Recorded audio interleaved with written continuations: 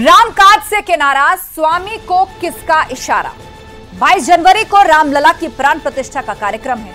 वहीं अयोध्या पर स्वामी प्रसाद मौर्य का विवादित बयान सामने आया है। स्वामी प्रसाद मौर्य ने कार सेवकों पर गोली चलाने को सही बताया। स्वामी प्रसाद मौर्य ने कहा, तत्कालीन सरकार ने अपना कर्तव्य निभाया था। गोली चलाकर कर्तव्य निभाया गया था। अमन चैन के लिए गोली चलवाई गई थी। स्वामी प्रसाद मौर्य के इस बयान को बीजेपी ने कड़े तौर पर आड़े हाथों लिया है और उसकी निंदा की है। वहीं बरेली में अपने एक भाषण में सीएम योगी ने आज कहा कि जहां सभ्यता संस्कृति को कुचला गया, 22 जनवरी का कार्यक्रम उसी आस और विश्वास का कार्यक्रम है। इसी पर होगी डिबेट, लेकिन पहले ये रिपोर्ट। उस समय जो गोली चलवाई थी वो सरकार का अपना कर्तव्य था। सरकार ने अपना कर्तव्य निभाया था। कार सेवकों पर गोली, स्वामी की विवादित बोली। बड़े पैमाने पर अराजक तत्वों ने जो तोड़फोड़ की थी, तत्कालीन सरकार ने संविधान की रक्षा के लिए, कानून की रक्षा के लिए, अमन चैन कायम रखने के लिए उस समय जो गोली चलवाई थी वो सरकार का अपना कर्तव्य था। सरकार ने अपना कर्तव्य निभाया था। रामकाज पर घमासान, स्वामी की जहरीली जबान। उस समय की सरकार ने सीने पर गोलियां मारी थी और गोली इस उद्देश्य से मारी गई थी कि हर गोली से एक कार सेवक मरे। बयानों से एसपी का किनारा, स्वामी को किसका इशारा।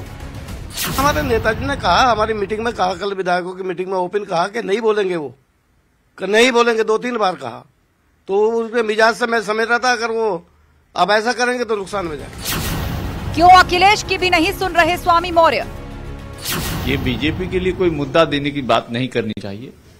मुझे लगता है कि आज चुनाव का समय है, बहुत ही संवेदनशील दौर चल रहा है।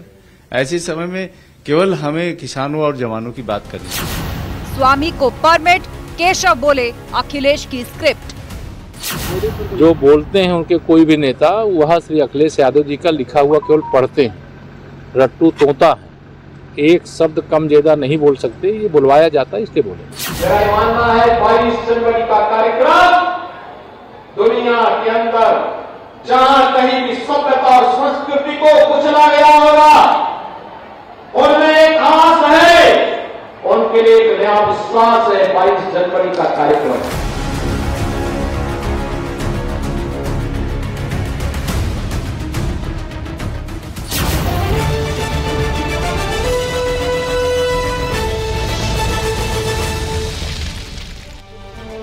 और अब वक्त है महाबहस के सवालों का।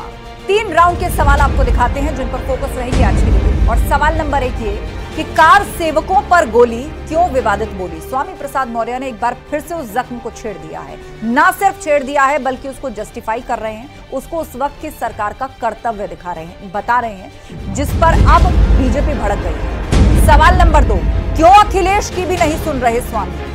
भाजपा तो यहां तक आरोप लगा रही है कि अखिलेश की लिखी हुई स्क्रिप्ट ही पढ़ रहे हैं स्वामी प्रसाद मौर्य और इसीलिए इन पर एक्शन नहीं हो रहा है।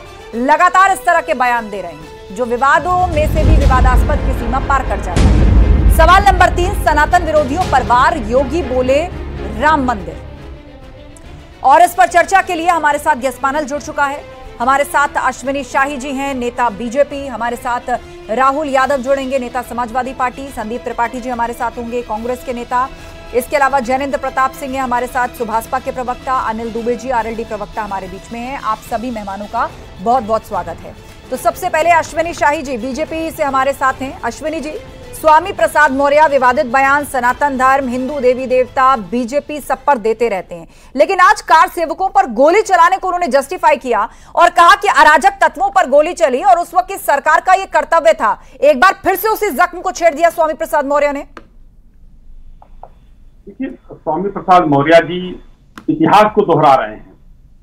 स्वामी प्रसाद मौर्य जी उस बात को कह रहे हैं जो स्वर्गीय मुलायम सिंह यादव जी ने कैंट विधानसभा चुनाव में कहा था कि मैंने इतने कार सेवकों का खून बहा दिया और कितने को मरवा देता। अखिलेश जी ने स्वामी प्रसाद मौर्य जी को 8 बार पहले बोले, ये 9वीं बात है। इनको व्यक्तिगत बयान बताकर बार बार टाल रहे हैं। पहली बार जब रामचरितमानस का अपमान किया तो उनकी पदोन्नति हो गई, उनको बना दिया गया राष्ट्रीय महासचिव। और आज भी कोई बयान नहीं आया कि कठोर हम कार्रवाई करेंगे या कुछ करेंगे। तो ये अखिलेश जी की सोची समझी चाल है और अखिलेश जी अपने अपनी बातों को पूरा सह देकर कहलवा रहे हैं स्वामी प्रसाद मौर्य जी। ठीक है जैनेंद्र प्रताप जी, आप एनडीए के साथ गठबंधन में हैं, लेकिन समाजवादी पार्टी, कांग्रेस या आईएनडीआईए गठबंधन के तमाम नेता राम मंदिर से लेकर सनातन, हिंदू देवी देवता, इन सब पर निशाना साधते रहे हैं, उनके लिए अभद्र बयान देते रहे हैं। स्वामी प्रसाद मौर्य पर सपा ने अभी तक कोई कार्रवाई नहीं की, लेकिन दूसरी तरफ राम मंदिर के पोस्टर जरूर अपने कार्यालय या आसपास लगा लिए हैं। देखिए ये एक दिखावा है जो राम मंदिर के पोस्टर लगाए हैं, क्योंकि कल ही अखिलेश जी को जब निमंत्रण गया था उस समय उन्होंने निमंत्रण को अस्वीकार कर दिया था। लेकिन देखना ये होगा कि जब मस्जिद का निमंत्रण आता है तो क्या वो जाएंगे।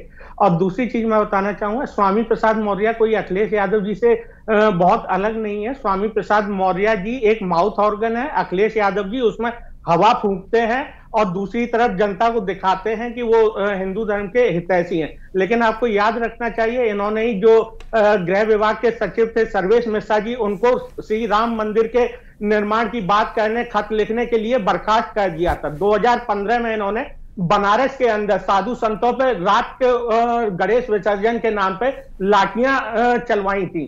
तो ये कोई बहुत अलग नहीं है मुलायम सिंह यादव जी से, इनके कथनी और करनी में भी अंतर नहीं है। बस सिवाय इसके कि ये वोटों की गिनती के लिए, वोटों को पाने के लिए ये इधर से उधर बातों को कहते हैं और जनता को दिग्भ्रमित करते हैं। अगर आपको याद होगा, मुलायम सिंह यादव जी ने कई बार इस चीज को दोहराया था कि अगर और भी गोलियां चलाने की जरूरत पड़ती तो मैं चलवाता।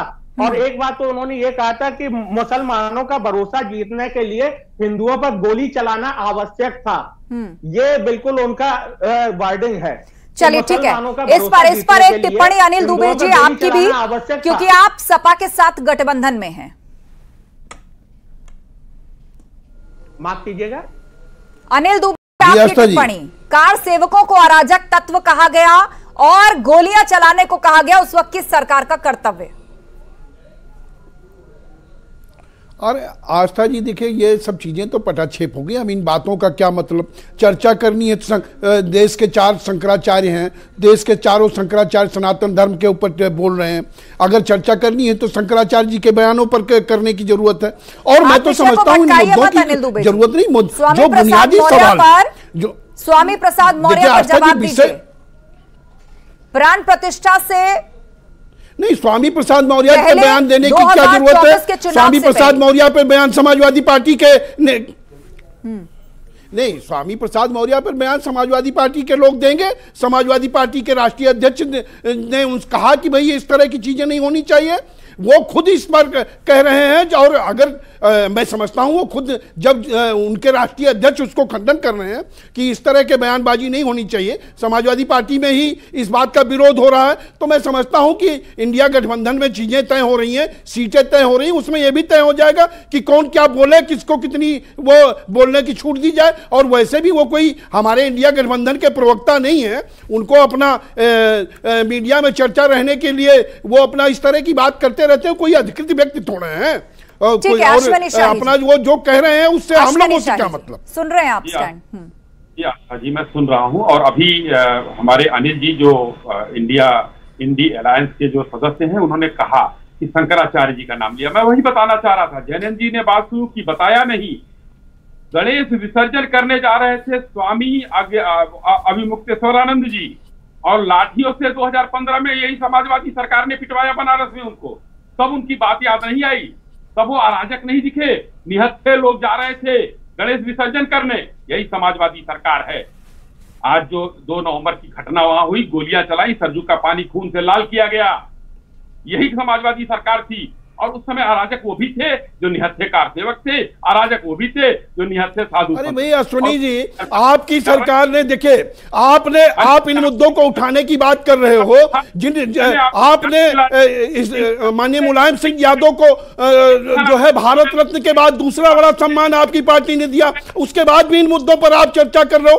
पद्म विभूषण से भारतीय जनता पार्टी की सरकार ने जिसको सम्मानित किया, उसके बारे में और आप यहाँ चर्चा करना चाहते हैं? के लिए दिया गया, पद्म विभूषण वो उत्तर प्रदेश के आपकी आप अपने नेताओं से तो पूछ लो कि आपको क्या बोलना है।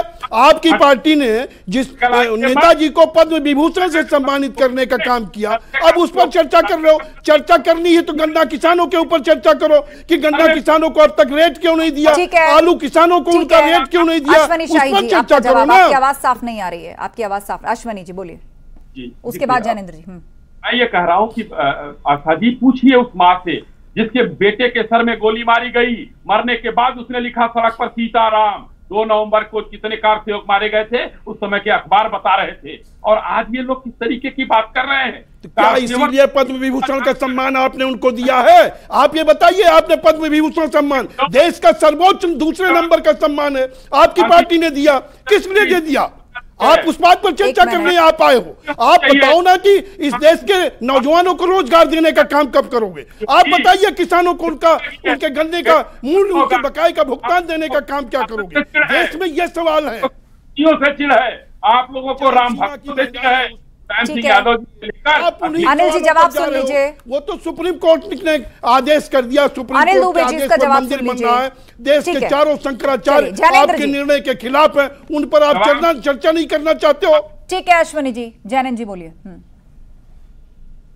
कल अखिलेश जी को तो उन्होंने उसको अस्वीकार कर दिया और कहा कि जब राम बुलाएंगे तब मैं जाऊंगा। लेकिन अगर यही निमंत्रण मजारों से आते हैं, बाकी जगहों से आते हैं, तो आप देखिए कैसे सर के बल पहुंच जाते हैं अखिलेश जी। ये उनकी आस्था को प्रदर्शित करता है। और जहां तक रही बात, एक जो पद्म विभूषण देने की माननीय मुलायम सिंह जी को दिया गया है, वो एक जाति विशेष से उत्थान के लिए, हम ये कहते हैं कि वो एक तुष्टीकरण की नीति थी, लेकिन फिर भी उस जाति का एक कहीं ना कहीं थोड़ा सा उद्भव हुआ, थोड़ा सा आगे बढ़ी वो जाति। लेकिन वो वर्ग विशेष वाई वाला जो था उसका वो आगे बढ़ा, लेकिन जो एम था वर्ग विशेष, उसका कुछ नहीं हुआ। आपके नेता को शपथ कब दिलाई जा रही है?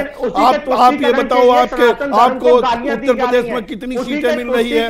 आप अपने बारे में बताओ कि आपको जो है उत्तर प्रदेश में आपके नेता को मंत्री पद कब दिया जा रहा है? आप इस बारे में चर्चा करो। उसी के तुष्टीकरण के लिए ये स्वामी प्रसाद मौर्य से कहलवाया जाता है कि अयोध्या तो बौद्ध नगरी थी, राम की नगरी थी नहीं। जिस चीज का पटाक्षेप हो गया, जिसको सुप्रीम कोर्ट ने आदेशित कर दिया कि अब जाओ वहां मंदिर बनाओ, न्यायालय का उचित सर्वोच्च न्यायालय का आदेश है, उस पर अब आप बोलने की बात कर लो। आप बताओ आपके नेताजी मंत्री कब बन रहे हैं, कब तारीख है? आप बताओ ना। आप रोज आपके नेता जनगणना पर बात किया करते थे, आप बताइए जनगणना कब करवा रहे हैं? इस विषय पर आइए। याद होगा आजम खान के बयान हिंदू धर्म को लेके, आपको याद होगा शफीकुर रहमान बर्क के बयान, और इसके अलावा मैं बताऊं इंडी गठबंधन में आप देखिए कि कैसे कैसे लोग। स्वामी प्रसाद जी कोई अधिकृत व्यक्ति थोड़े हैं, स्वामी प्रसाद जी कोई अधिकृत व्यक्ति थोड़े हैं, उनके यहाँ भी उनकी पार्टी में तमाम लोग उनका विरोध कर रहे हैं। राम और रावण का युद्ध हुआ है, इस चीज का कोई अस्तित्व नहीं है। मैं एक और चीज की ओर आपका इशारा आपको ले जाना चाहूंगा कि भगवान राम की जब सुनवाई चल रही थी सुप्रीम कोर्ट में, तो आपके नेताजी क्या क्या मुख्यमंत्री जी को कहा करते थे? आपके नेता क्या नेताजी भारतीय जनता पार्टी के बारे में क्या क्या कहा करते थे? और जिनकी बात कर रहे हो उनकी बेटी खुद आपकी पार्टी से, भारतीय जनता पार्टी से सांसद है। इस पर सुनवाई ना की जाए। भगवान राम के मंदिर के केस को उन्होंने बंद करवाने की एक-एक करके बात रखी। ठीक है ज्ञानेंद्र जी, ठीक है, आपने बात रखी। अनिल दुबे जी इसका जवाब, और उसके बाद अश्वनी जी। आप हाथ उठा रहे हैं मुझे मालूम है, एक बार जवाब ले ले पहले अनिल जी से। बोलिए अनिल जी। देखिए आस्था जी, ये सुभाषपा के हमारे मित्र कह रहे हैं, सुभाषपा के मित्र अपना ये बताओ। मैंने कहा ना कि इनके नेताजी कहा करते थे कि देश में जनगणना होनी चाहिए, तो रोज जनगणना की वकालत करते थे। अब वो चुप होकर के बैठ गए ना, जनगणना पर सवाल क्यों नहीं उठा रहे हैं? इस देश के किसानों के बारे में कोई सवाल क्यों नहीं उठा रहे हैं? अरे भाई बताओ, आप कब मंत्री बन रहे हो, इसके बारे में बताओ, आपको क्या मिला? आपको मंत्री बना रहे हैं कि नहीं बना रहे हैं? आप दर दर आप जो है जा रहे हो। लेकिन आप मैं जवाब दे देता हूं, पहले मंत्री कब बनेंगे और कैसे बनेंगे। सर्वोच्च न्यायालय पूरा देश राम में है, आज भी ये लोग साथ हैं, कोई उसका विरोध नहीं कर रहा है। और जिन माननीय नेताजी को पद्म विभूषण देने का सब काम किया गया, उस पर आप उंगली उठा रहे हो, उनको आप एक जातियों तक समेटने की बात कर रहे हो। आप इसमें बात करो कि देश के नौजवानों को रोजगार कब मिलेगा, अग्निवीर जो सैनिक बना रहे हो, सेना का अपमान करने का काम कर रहे हो, आप उस पर बात करिए। आप रोजी रोजगार की बात करिए, आप महंगाई की बात करिए, आप गैस सिलेंडर पर बात करिए। ठीक है, आपको जिस पर बात करनी है आप अपनी बात रख सकते हैं, लेकिन जो सवाल और विषय चल रहे हैं उस पर भी अपनी अपनी बात रखिए। अश्वनी जी बोलिए। आशा जी देखिए, आज विपक्ष के पास मुद्दों का अभाव है, तर्कों का अकाल है, तथ्यों का सूखापन है। सबसे देखिए अनिल जी इतने पुराने वरिष्ठ प्रवक्ता हैं और उसके बाद भी कुतर्क किए जा रहे हैं। शब्द आपका जो विषय है उस पर कहीं विमर्श नहीं किया इन्होंने। और कभी भी मैं चैलेंज करता हूं आपके मंच के द्वारा कि किसी दिन जितने मुद्दे इन्होंने उठाए हैं इनके साथ हमको बहस में बैठाइए और एक एक करके एक एक बात का मैं जवाब दूंगा, मगर ये नहीं करेंगे। आज स्वामी प्रसाद मौर्य पर बोलने में घबरा रहे हैं क्योंकि आप बताइए कि इस देश में क्या किसानों को उनकी लागत का मूल्य दिलाना, उनकी लागत का मूल्य मांगना, ये क्या गलत बात है? आप ये बताइए, इतने दिन गन्ने की पेराई सत्र शुरू हुए, गन्ना किसानों को उनका रेट क्यों नहीं दे रहे हो? आप उत्तराखंड में 400 रुपए प्रति क्विंटल और हरियाणा में जो है 395 रुपए प्रति क्विंटल, और उत्तर प्रदेश के गन्ना किसानों के साथ सौतेला व्यवहार क्यों कर रहे हैं आप? उत्तर प्रदेश के गन्ना किसानों को उनका रेट देने की बात क्यों नहीं कर रहे हैं? उत्तर प्रदेश का आलू किसान तबाह हो रहा है, बर्बाद हो रहा है, उस पर बात क्यों नहीं कर रहे हैं? ये बुनियादी सवाल है। राजस्थान में गैस की कीमत 450 रुपए है और उत्तर प्रदेश में गैस की कीमत क्यों नहीं बढ़ाने की बात कर रहे हैं? चलिए, आप लोग आपसी वाद विवाद में मत पड़िए, आपसी वाद विवाद में मत पड़िए। स्वामी प्रसाद मौर्य के विवादित बयान, अशोभनीय अभद्र बयानों का जो कोटा है वो बढ़ता जा रहा है। हर एक बयान अपने पुराने बयान की अभद्रता को पार करके एक नया रिकॉर्ड बनाता है। स्वामी प्रसाद मौर्य की नजर में कार सेवक जो है वो असामाजिक तत्व हैं, और जब उन पे गोलियां चली तो स्वामी प्रसाद मौर्य का ये कहना है कि वो उस वक्त की सरकार का कर्तव्य था, सनातन धर्म के कानून लॉ एंड ऑर्डर मेंटेन करने के लिए उन्होंने ऐसा कहा। और उस पर एक और महत्वपूर्ण बात यह कि जिस विषय पर हम डिबेट कर रहे हैं स्वामी प्रसाद मौर्य पर, इस पर समाजवादी पार्टी ने आने से साफ इनकार कर दिया है। अनिल दुबे जी, कांग्रेस जरूर हमारे साथ ज्वाइन कर रही है, कुछ टेक्निकल दिक्कत है, लेकिन समाजवादी पार्टी इस विषय पर बात नहीं करना चाहती। अनिल दुबे जी, इससे क्या मैसेज जाएगा? एक तरफ जहर उगलते स्वामी प्रसाद मौर्य के बयान, सपा की चुप्पी, और अब कार सेवकों को लेकर जो बयान आया उस पर वो चर्चा नहीं करना चाहते। देखिए आस्था जी, कोई अगर अधिकृत व्यक्ति बात करे, स्वामी प्रसाद जी ना तो समाजवादी पार्टी में अधिकृत हैं, ना वो इंडिया गठबंधन में अधिकृत हैं, और ना मैं स्वामी प्रसाद मौर्य जी के बयान पर बोलने के लिए कोई मेरा मतलब है। लेकिन जब वो अधिकृत व्यक्ति नहीं हैं, उनको अपना छपास का, उनको चर्चा में रहने की बीमारी है, तो वो बोल रहे हैं। उनकी पार्टी के लोग, उनके नेता कह रहे हैं कि भाई इस तरह की बयानबाजी नहीं होनी चाहिए। मैं समझता हूं उनके नेता खुद उन पर कार्रवाई करने की बात करेंगे। आपने साफ कहा कि आप सपा से जुड़े मुद्दे, चर्चा का विषय नहीं है, कोई ऑथराइज्ड स्पोक्स पर्सन नहीं है और वो कुछ भी कह रहे हैं। आप ये कहकर किनारा कश हो सकते हैं क्योंकि आप दूसरी पार्टी से हैं। लेकिन संदीप त्रिपाठी जी INDIA का हिस्सा है समाजवादी पार्टी। बोलना है तो रामगोपाल जी से हाल ही के विधानसभा चुनाव में जो डीएम के नेताओं के बयानों से सनातन को लेकर डेंगू, मलेरिया, कोरोना, HIV वगैरह वगैरह जो डैमेज हुआ है INDIA और कांग्रेस को, स्वामी प्रसाद मौर्य उससे कदम आगे बढ़ गए। कार सेवकों को असामाजिक तत्व कहा है और गोली चलाने को कहा है कि उस वक्त कर्तव्य निभाया गया। ये कोई संदीप त्रिपाठी जिन लोगों के बयान आए, ये कोई इंडिया गठबंधन के अधिकृत प्रवक्ता है क्या? भाई लोगों के बयान आए, इनकी पार्टी में बयान नहीं आते।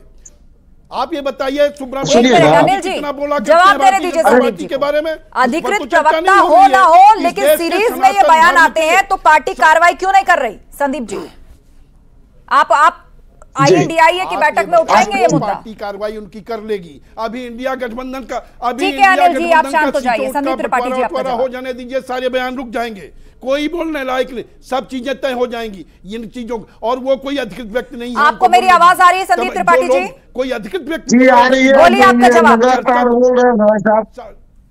नहीं, मैं जवाब देना चाह रहा हूँ अनिल जी।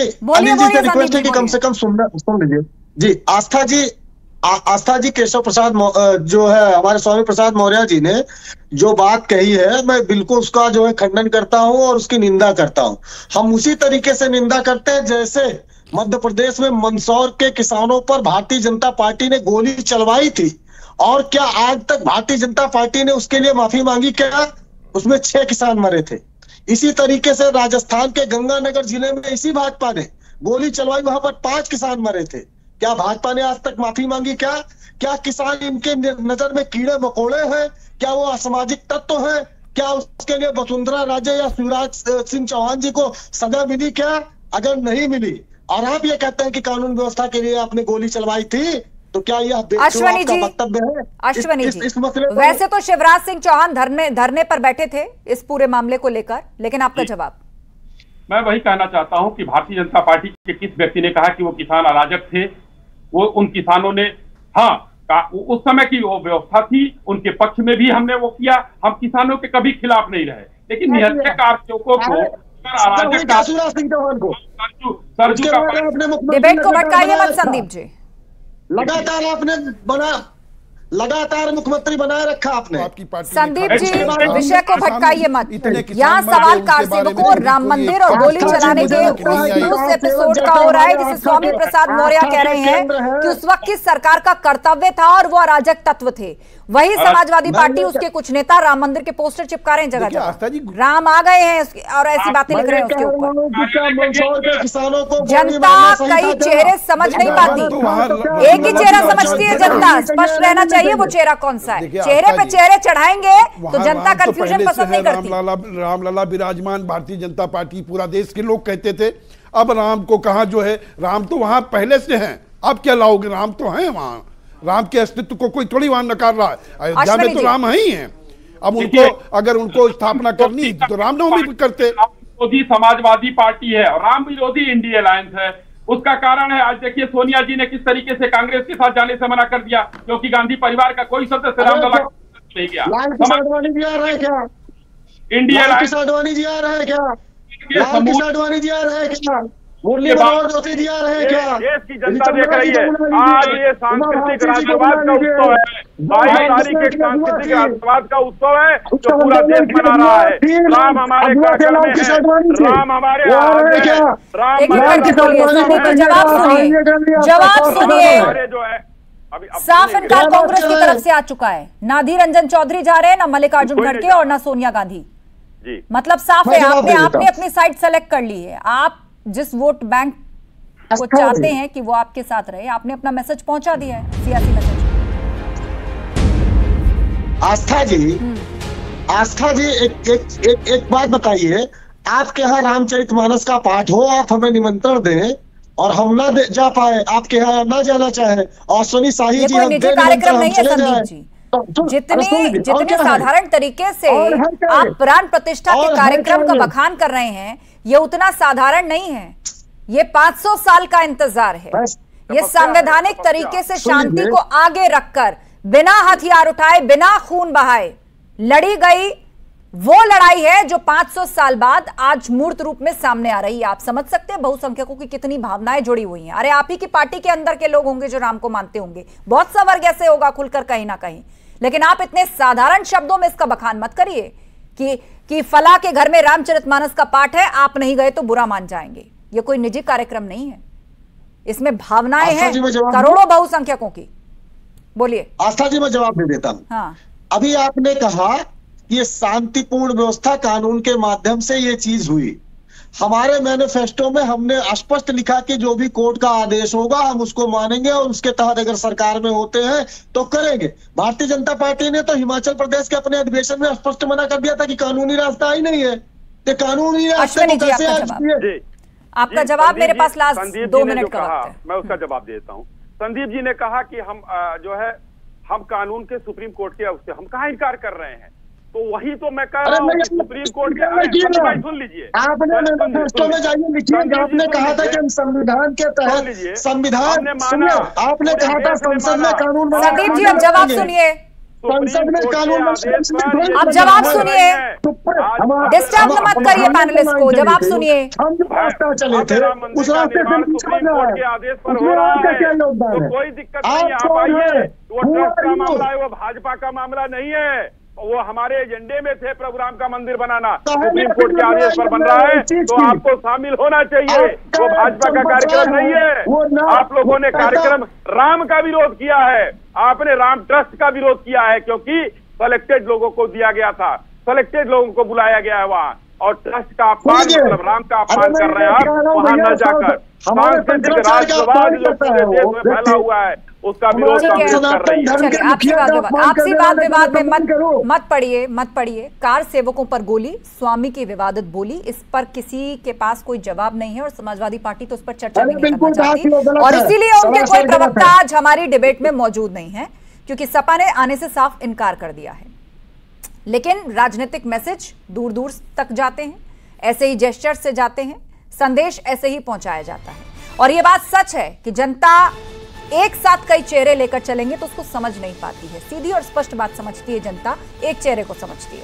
आप सभी मेहमानों का शुक्रिया इस चर्चा में शामिल होने के लिए। तो 22 जनवरी को रामलला की प्राण प्रतिष्ठा का कार्यक्रम है, तो अयोध्या पर स्वामी प्रसाद मौर्य का विवादित बयान आ गया है। कार सेवकों को पर गोली जो चलाई गई उसको वो सही ठहरा रहे हैं और कह दिया है उन्होंने कि उस वक्त तो सरकार ने कर्तव्य निभाया था, अमन चैन के लिए गोली चलाई गई थी, लेकिन बीजेपी ने इसकी कड़ी निंदा की है, इसको आड़े हाथों लिया है और इसको राम भक्तों का अपमान बताया है। कुल मिलाकर जंग 24 के लिए है और राम मंदिर एक ऐसा केंद्र बिंदु बन चुका है जिसके माध्यम से तमाम सियासी पार्टियां अपने अपने वोट बैंक को मैसेज पहुंचा रही हैं। महाबहस में इतना ही, खबरें लगातार जारी हैं, आप बने रहिए हमारे साथ।